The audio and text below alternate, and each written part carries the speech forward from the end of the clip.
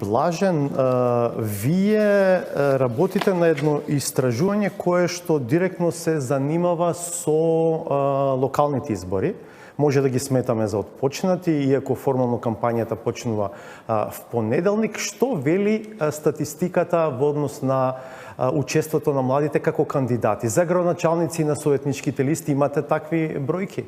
Во моментот е прилично рано, бидејќи тек вчера ги затворија финалните листи во однос и на градоначалници и на советот, па со колешката Јована ги обработуваме заедно со Вестминстер фондацијата, но за градоначалниците веќе имаме една генерална, односно градоначалничките, иако се само 25, односно околу 8%.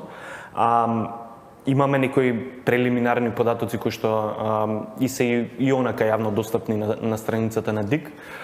До сега, односно имаме на овие избори 9 кандидати кои што се до 29 години.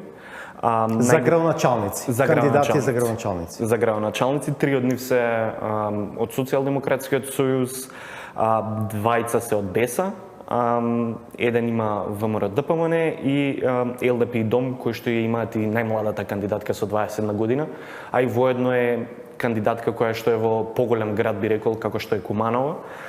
Така што од прилика 300 кандидати кои што ги имаме, само 9 се до 29 години. Мислам дека тоа ја отсликува и малце внатре-партиската иерархија на младите во политичките партии, односно како се поставени, дали добиваат реални шанси да добијат позиција и да ги представуваат граѓаните на локално ниво.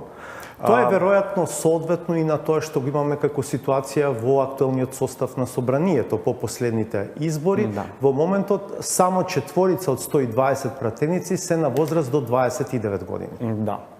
И тоа ја отсликува на некој начин и реалноста. Од една страна го имаме незадоволството на младите, од другата страна го имаме можеби незадоволството на самите партии со кадарот на млади кои што го имаат.